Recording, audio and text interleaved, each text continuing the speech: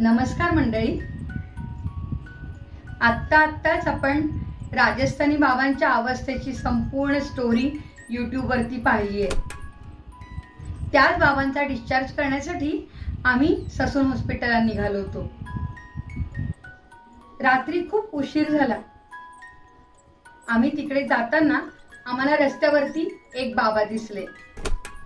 हातामध्ये पिशवी, एक काठी, जाड भिंगांचा चष्मा आणि अक्षरशः हाडाच्या काड्या झालेल्या अशी त्यांची अवस्था होती.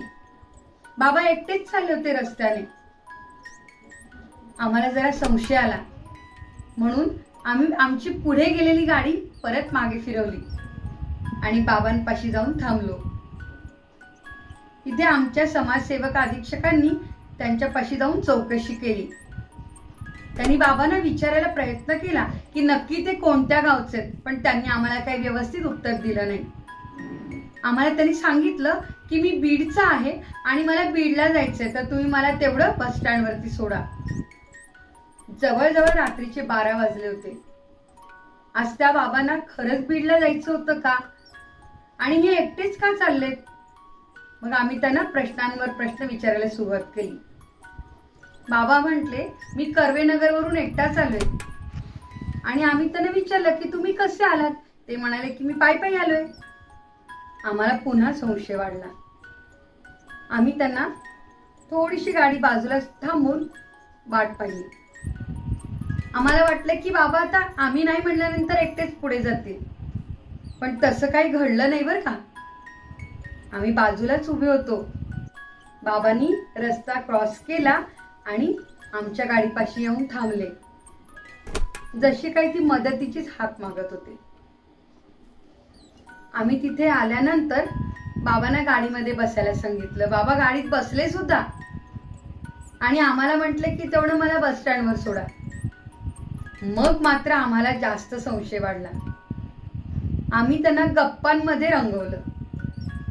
अनेक प्रश्नांवर प्रश्न विचारून आम्ही त्यांच्याकडून माहिती काढण्याचा प्रयत्न केला.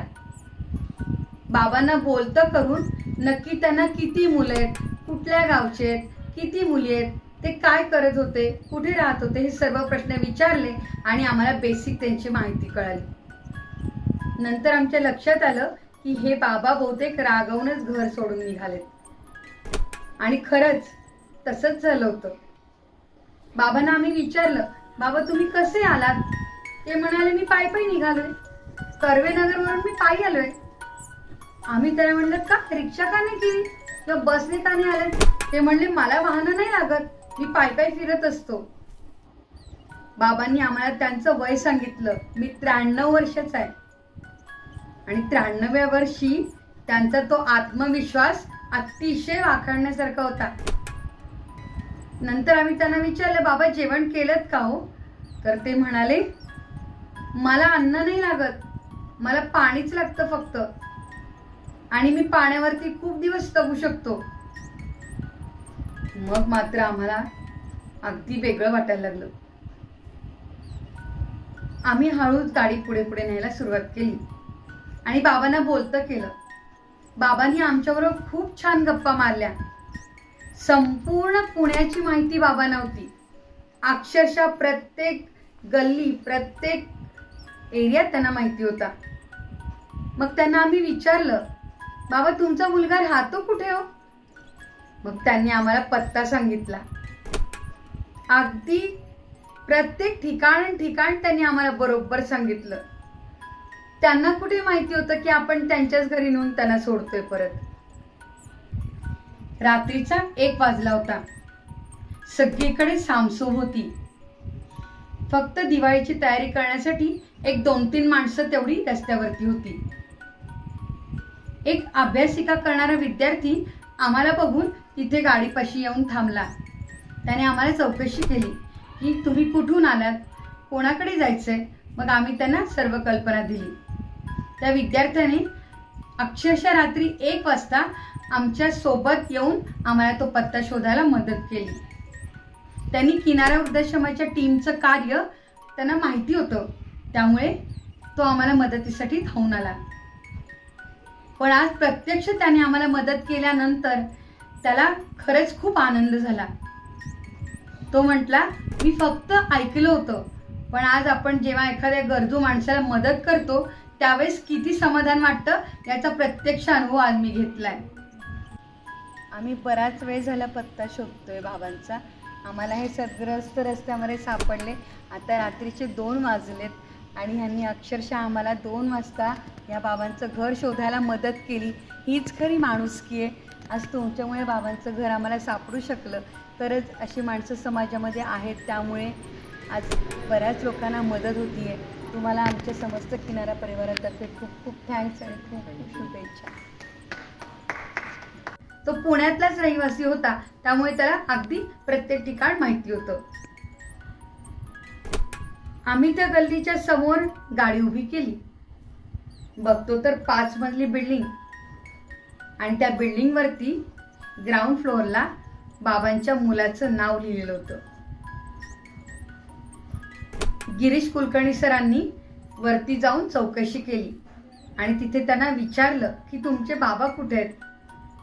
तेव्हा त्यांनी सांगितलं की सकाळीच ते बाहेर फिरायला गेलेत आणि बहिणीकडे जातो म्हणून आम्हाला त्यांनी सांगितलं सुद्धा. पण मंडळी, तसं काही नव्हतं. गिरीश कुलकर्णी सर वरती गेले आणि त्यांनी त्यांचे बाबा आमच्याच गाडीमध्ये खाली आहेत असं सांगितलं. मुलाला अक्षरशः धक्का बसला. रात्रीच्या 1 वाजता कोणी बेल वाजवली हे त्याला कळलंच नाही. त्यानंतर ते सर्वजण खाली आले आणि त्याने बाबांना पाहिलं. अक्षरशः बाबांना पाहून त्यांना धक्का बसला, कारण बाबा सकाळपासून असे एकटेच फिरतात हे त्या मुलालाही कल्पना नव्हती. मंडळी, एकच गोष्ट मला सांगायची आहे. बाबांनी आम्हाला बीडला सोडा, मला बीडला जायचंय आणि मला त्या बस स्टँडवरती सोडा असं जेव्हा सांगितलं, त्यावेळेस जर आमच्या किनाऱ्याच्या टीमने त्यांना मदत करण्यासाठी म्हणून जरी बीडपर्यंत त्या बस स्टँडवरती नेऊन सोडलं असतं तर आज बाबा नाही का बीडला खरंच गेले असते. आज ते भलत्याच ठिकाणी कुठेतरी गेले असते ना, किंवा ते नक्की त्यांचं कुठे कोणतं ठिकाण होतं याची कोणालाच कल्पना नव्हती. आज ते कुठल्या पण अनोळखी ठिकाणी जाऊन पोचले असते, किंवा त्यांचे पिशवीतलं जे काही साहित्य असेल करायची ते कोणी काढून घेतलं असतं, किंवा बाबांचा कुठेतरी ऍक्सिडेंट झाला असता. रात्री अपरात्री एकटेच बाबा रस्त्याने जाताना बघून ज्यावेळेस आमच्या मनामध्ये हा मदतीचा विचार आला, त्याच वेळेस असं आमच्या मनामध्ये नेहमी येत असतं की या लोकांना त्यांच्या घरी पोचवावं आणि ते त्यांच्या घरी सुरक्षित असावे. पण एकटेच बाबा जेव्हा वार्धक्य होतं त्यावेळेस काही मंडळी असतात ती हट्टी होतात, ती लहान बाळांसारखीच होतात, ते कोणाचं ऐकतच नाहीत. आणि त्यापैकीच हे 93 वर्षाचे बाबा सुद्धा होते. अतिशय हुशार व्यक्तिमत्व असणारे हे बाबा अक्षरशः आम्हाला मुलाचा पत्ता सुद्धा त्यांनी सहज सांगितला हो. त्याच्यामुळे आम्ही त्यांच्या घरापर्यंत पोहोचायला अगदी आम्हाला अडचण नाही आली कोणतीच. काय असतं, या वयामध्ये माणूस हट्टी बनतो. घरच्यांवरती सुद्धा तो संशय घ्यायला लागतो. घरचे सुद्धा आपले नाहीत, ते परकेच आणि आपल्याला मुद्दाम जाणून बुजून त्रास देतात असं त्यांना वाटायला लागतं. त्यामुळे जोपर्यंत ते चालते फिरते असतात तोपर्यंत घर सोडून जायचा तर ते नक्कीच प्रयत्न करत असतात.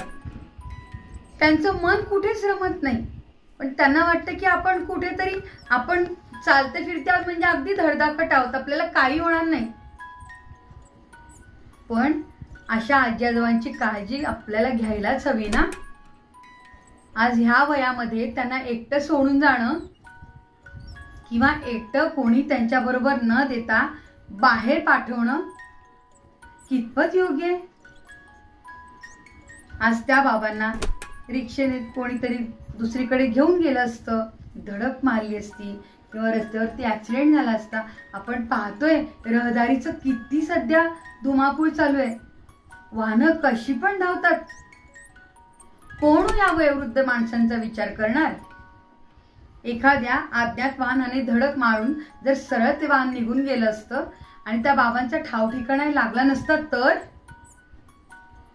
मंडळी, आज आमच्या वृद्धाश्रमाच्या टीमने त्या बाबांना त्यांच्या घरापर्यंत पोहोचवलं, याचं आम्हाला खूप मोठं समाधान आहे. आज रात्री 1 वाजता ते बाबा एकटेच न काही खाता पिता रस्त्याने चालले होते. त्यांच्या पोटात अन्नाचा कण नव्हता, पण आज ते त्यांच्या मुलाच्या घरी अगदी सुखरूप पोचलेत. याचं आम्हाला फार मोठे समाधान आहे. तेव्हा सर्वांना एकच विनंती, आपल्या वयोवृद्ध आईबाबांना कधीही एकटं सोडून देऊ नका हो. त्यांना कुठे जायचं असेल तर त्यांच्याबरोबर एखादा माणूस नक्कीच असावा. जरी ते चालते फिरते असतील तरी कोणती वेळ सांगून येते का? आज आपल्या आईवडिलांची काळजी आपणच नाही घेणार तर कोण घेणार हो?